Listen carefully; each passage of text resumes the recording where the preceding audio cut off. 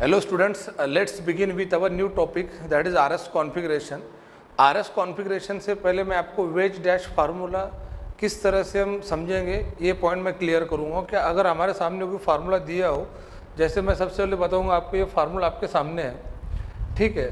तो इसमें बच्चों तीन टाइप के बॉन्ड आप ध्यान से देखो। पहला जो बॉन्ड है वो ये एक थिक लाइन है, इसको कहते हैं thick line bond, the bond represented by thick line. तो जो bond represented by thick line होता है लाइक दिस, ये थिक लाइन है, ठीक है। तो जो bond represented by thick line है इससे कहते हैं bond above the plane. Bond above the plane is called as, मतलब it is represented by thick line. तो ये होता है above the plane.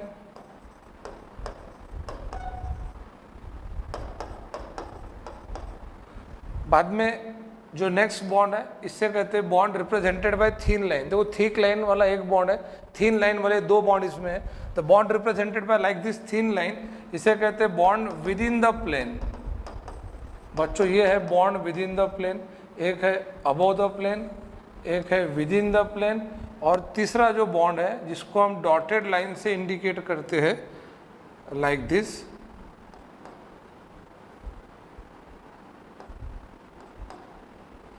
like this, the bond represented by this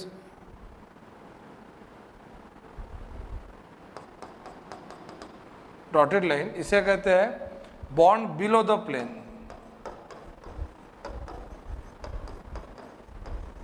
तो तीन टाइप के बॉन्ड है। जो अबव द प्लेन है उसे कहते हैं ऑब्जर्वर साइड वाला बॉन्ड। मैं फॉर एग्जांपल एक पॉइंट आपके सामने क्लियर करता हूं कि लेट सपोज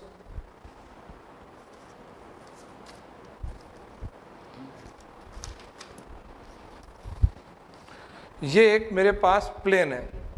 क्योंकि ये जो बॉन्ड है हम दिखा रहे हैं एक्चुअल में 2 डायमेंशन पर, बॉन्ड बेसिकली 3 डायमेंशन है। तो 3 डायमेंशन वाली चीज़ 2 डायमेंशन पे दिखा पाना पॉसिबल नहीं है, इसमें थोड़ा सा आपको इमेजिनेशन करना पड़ेगा।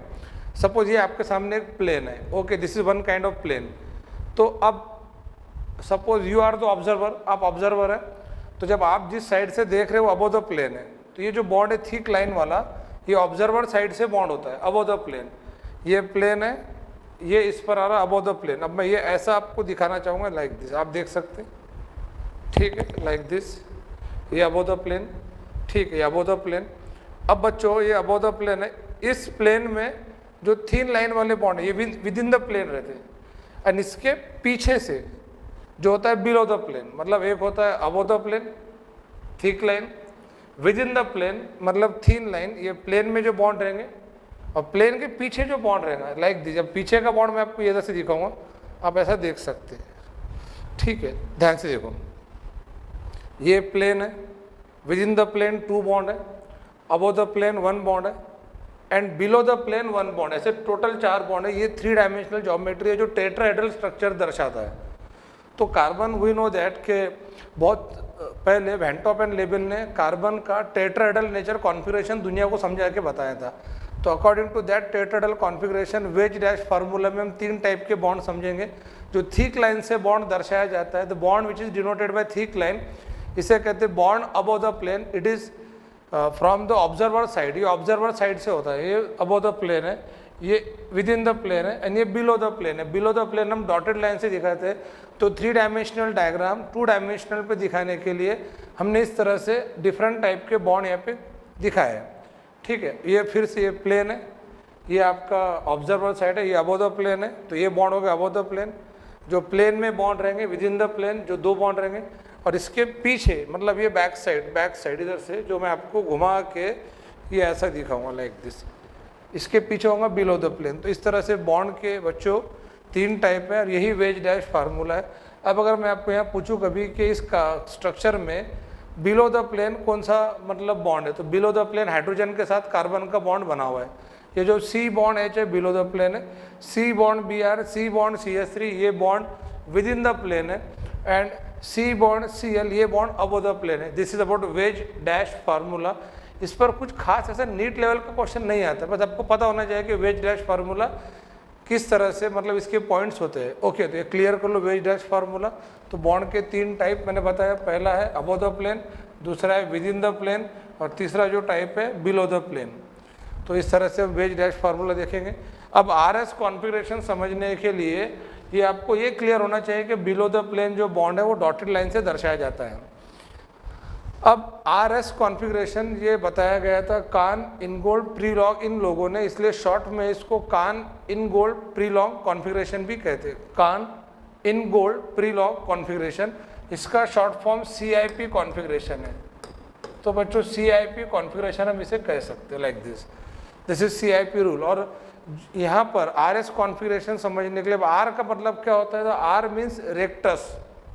यहाँ पर देखना कि जो आर है इसका मतलब होता है R means rectus.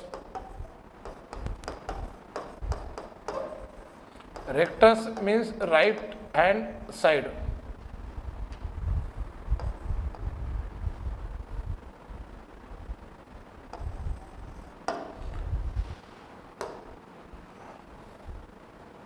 S means sinister. ये लैटिन वर्ड है rectus and sinister, their meaning right and left होता है। अब ये राइट और लेफ्ट के खेल में आपको एटॉमिक नंबर थोड़ा सा क्लियर होना चाहिए। जो बच्चा नीट और IIT JEE की तैयारी कर रहा है उसको शुरुआत के कुछ एलिमेंट आई थिंक, वैसे तो पूरे 100 एलिमेंट एटलीस्ट 100 एलिमेंट पता होना चाहिए, बट एटलीस्ट 20-30 एलिमेंट्स के आपको एटॉमिक नंबर मतलब रो वाइज पता होना चाहिए। लाइक हाइड्रोजन से लेके helium, lithium, beryllium, boron up to zinc तक के एटलीस्ट पता होना चाहिए। वैसे हमें काम तो जनरली शुरुआत के कुछ एलिमेंट का पड़ेगा।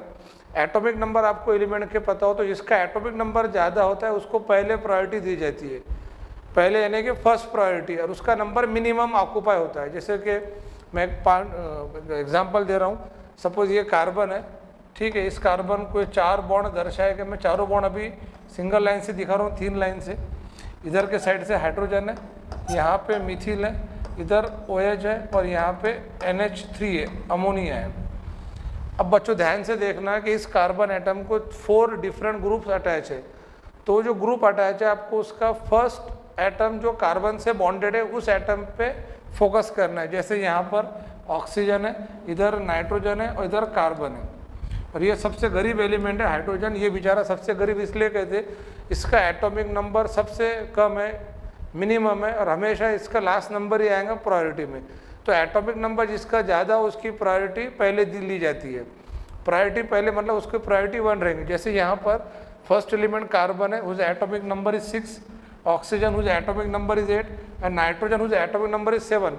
तो अमंग 6, 8 एंड 7 एटॉमिक नंबर सबसे ज़्यादा यहाँ पर ऑक्सीजन का है, इसलिए ऑक्सीजन की प्रायोरिटी सबसे कम दी, मतलब सबसे पहले ली जाएंगी। और प्रायोरिटी स्टार्टिंग फ्रॉम नंबर 1, तो इसकी प्रायोरिटी रहेंगी 1, देन इसकी प्रायोरिटी रहेंगी 2, ये 1, 2, और ये रहेगा 3, 1, 2, 3।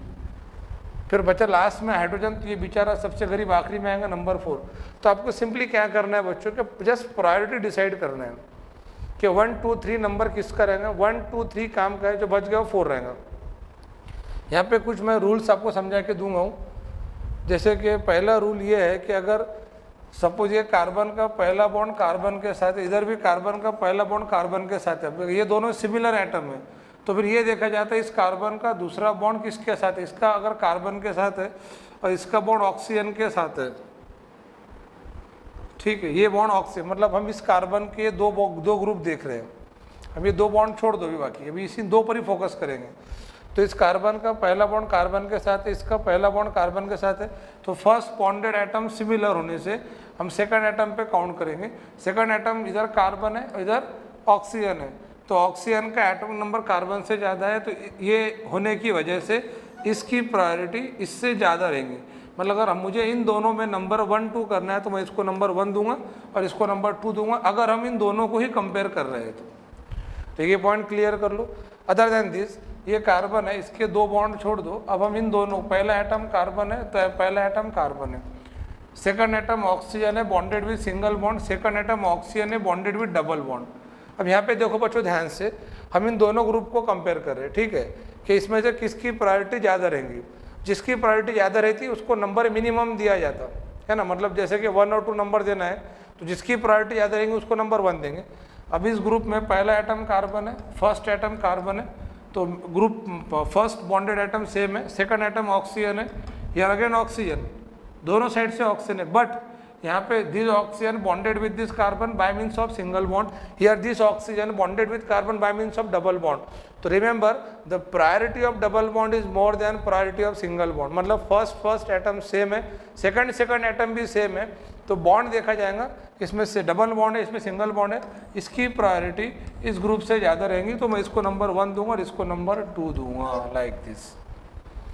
बस ये 2 बातें क्लियर कर लो, बाकी सिंपल ग्रुप होते हैं, हम कुछ एग्जाम्पल डिस्कस करेंगे, उसमें से आपको बहुत अच्छे से क्लियर होगा कि किस तरह से हम 1 2 3 नंबरिंग देंगे। और 1 2 3 नंबर देने के लिए जैसे अगर हम क्लॉकवाइज, जैसे ये 1 है, ये 2 है और ये 3 है, तो इसे कहते हैं क्लॉकवाइज। अगर ऐसा जाना पड़ता है तो इसको आर फॉर्म कहते हैं, ये 1 है, ये 2 है, ये 3 है, तो 1 2 3 जाने के लिए अगर ऐसा जाना पड़ता है, ये हो गया clockwise, this is clockwise, it is anti clockwise. अगर क्लॉकवाइज जाना हो तो उसको आर कॉन्फ़िगरेशन कहते हैं, एंटी क्लॉकवाइज जाना हो तो उसे एस कॉन्फ़िगरेशन कहते हैं।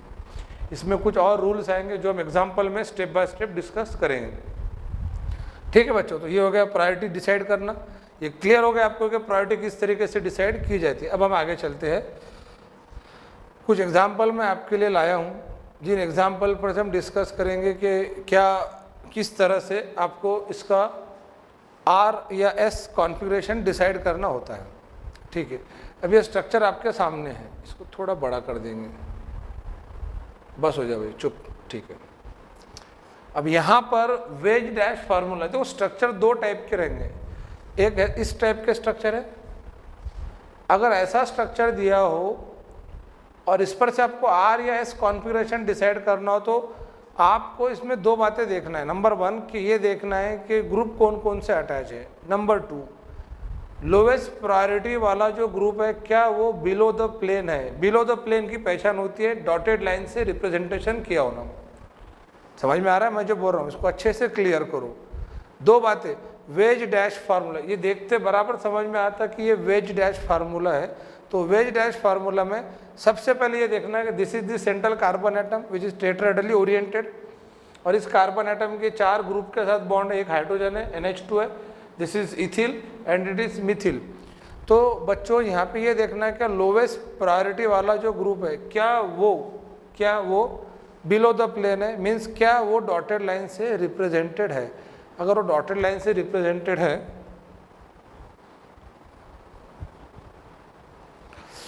तो ये हमारी कहानी आगे बढ़ेंगी। अब देखो ये 2 स्ट्रक्चर आपके सामने है। ठीक है, इस स्ट्रक्चर में हाइड्रोजन एटम जो है वो डॉटेड लाइन से रिप्रेजेंटेड है, और यहाँ पे हाइड्रोजन एटम जो डॉटेड लाइन से रिप्रेजेंटेड नहीं। तो इसको सॉल्व करने से पहले हम इसे सॉल्व करेंगे। सर अगर ऐसा हो कि डॉटेड लाइन से रिप्रेजेंटेड नहीं तो फिर क्या करेंगे, तो फिर हमको यहाँ पे इंटरचेंज करना पड़ेगा। इंटरचेंज, एक्सचेंज कहते हैं इसको, ग्रुप को 1 बाय 1 इंटरचेंज करना पड़ेगा। पहले इस पे कॉन्सेंट्रेट करो। अब देखो ये बच्चों CHO है, मैं CHO के स्ट्रक्चर को साइड में निकालता हूँ, C ऊपर बॉन्ड H, आगे डबल बॉन्ड हो। ये CH2H का स्ट्रक्चर तो आपको बहुत अच्छे से क्लियर है, that C bond H bond O bond H, ये इसका स्ट्रक्चर है। और OH का स्ट्रक्चर निकालने की जरूरत नहीं, O बॉन्ड H ही होगा।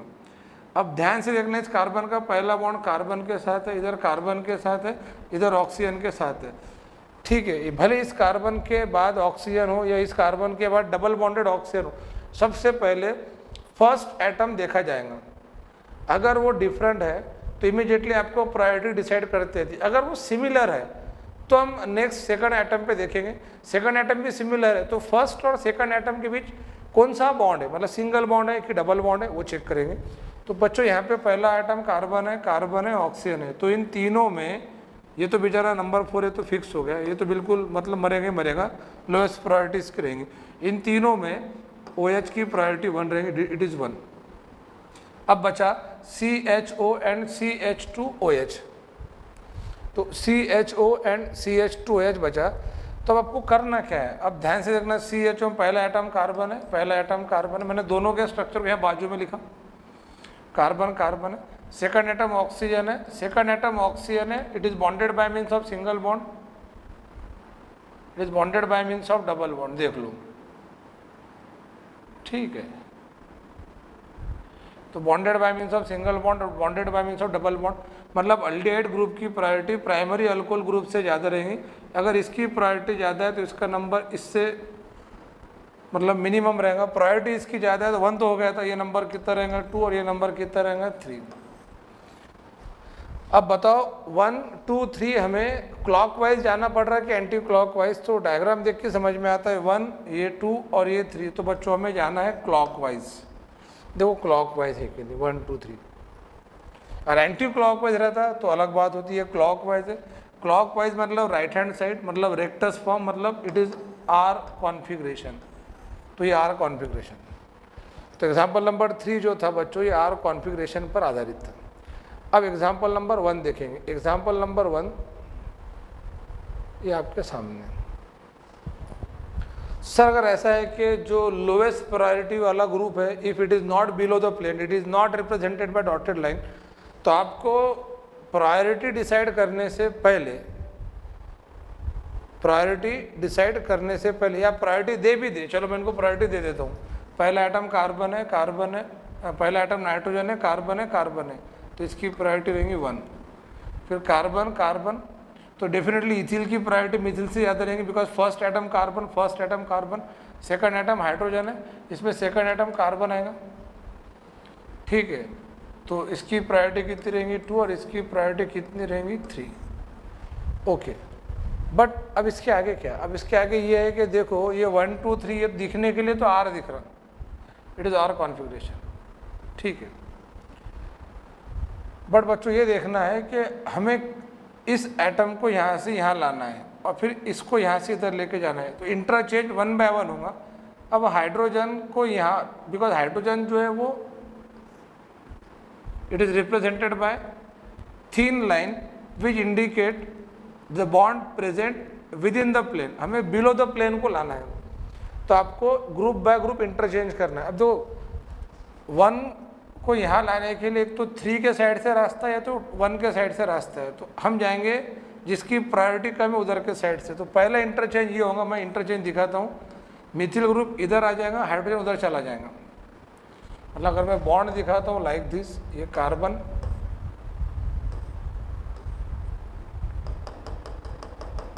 लाइक दिस, तो NH2 एज इट इज यही रहेगा बच्चों। मिथिल ग्रुप इधर आ गया, हाइड्रोजन इधर चला जाएगा, CH2 CH3 यही रहेगा, CH2 CH3। अब इसके बाद हाइड्रोजन एटम यहाँ आएगा, ये सेकंड इंटरचेंज होगा, बिकॉज हमको हाइड्रोजन को डॉटेड लाइन पे लाना है। एक बात क्लियर कर लेना, सबसे पहले ये देखना कि लोवेस्ट प्रायोरिटी वाला जो ग्रुप है क्या वो डॉटेड लाइन से रिप्रेजेंटेड है, नहीं है तो डायरेक्ट हम प्रायोरिटी डिसाइड करके कॉन्फ़िगरेशन आइडेंटिफाई कर लेंगे। और अगर ऐसा ना हो तो उस लोवेस्ट प्रायोरिटी वाले ग्रुप को हम डॉटेड लाइन तक के उसके नेबरिंग ग्रुप से इंटरचेंज करते करते डॉटेड लाइन तक के लेकर आएंगे, ठीक है। अब ये सेकंड इंटरचेंज रहेगा, तो सेकंड इंटरचेंज होने के बाद ये कार्बन एटम है, ये बॉन्ड है, ठीक है, ये bond,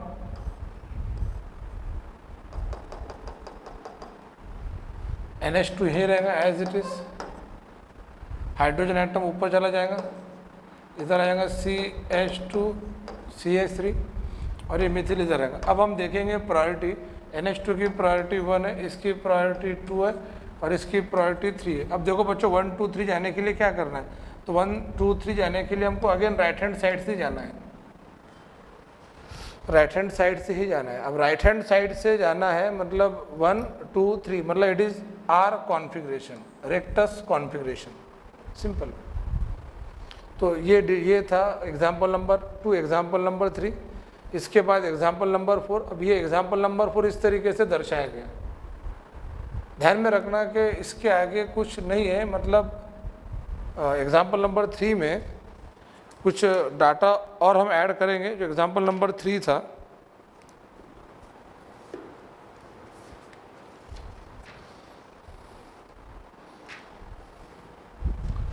here chlorine, here SH is given, okay, ये क्वेश्चन था, पहले क्वेश्चन इनकम्प्लीट था। अब देखो बच्चों फिर से मैं बताऊंगा कि chlorine atomic number 17, first atom sulphur atomic number 16, single line के आगे अगर कुछ ना हो तो इट इज़ मिथिल, मतलब जस्ट कार्बन, एटॉमिक नंबर 6। यार अगर ये ऐसी थोड़ी टेढ़ी लाइन है बच्चों, अगर टेढ़ी लाइन है तो उसको इथिल बोला जाता है। ये जनरल ऑर्गेनिक केमिस्ट्री में नोमेनक्लेचर में बहुत ही सिंपल पॉइंट है जो हम रेगुलर में पढ़ते। तो ये लाइक दिस, तो ये इथिल है, ठीक है, ये कार्बन है, दूसरा एटम भी कार्बन है। तो मिथिल और इथिल में इथिल की प्रायोरिटी ज़्यादा रहेंगी, मिथिल की प्रायोरिटी कम रहेंगी। 17, 16 it is ethyl, it is Mithil, ठीक है। अभी यहाँ पे हम देखेंगे क्लोरीन की प्रायोरिटी 1 रहेंगी, सल्फर की प्रायोरिटी 2 रहेंगी, और ये जो इथिल ग्रुप है इसकी प्रायोरिटी 3 रहेंगी, और ये जो है मतलब मिथिल ग्रुप इसकी प्रायोरिटी 4 रहेंगी। अब ध्यान से देखो बच्चों कि जो मिथिल ग्रुप है, जो लोवेस्ट प्रायोरिटी वाला ग्रुप है, ध्यान से देखो, वो it is not represented by dotted line, it is not represented by dotted line. ध्यान से देख लो आप,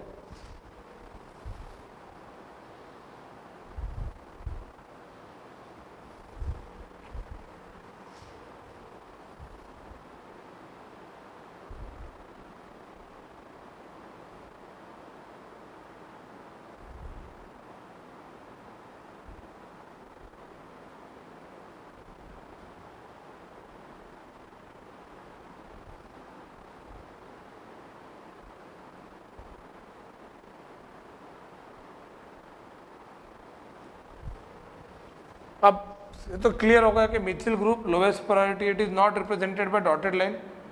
हमें क्या करना है कि इसको इसके नेबरिंग ग्रुप से इंटरचेंज करना है, 1 बाय 1 हम इंटरचेंज कर सकते हैं। अगर मिथिल ग्रुप इधर चला जाता है तो डॉटेड लाइन उधर हो जाएगा, मिथिल चला जाएगा, क्लोरीन इधर आ जाएगा, तो जो नया स्ट्रक्चर बनेगा आपके सामने,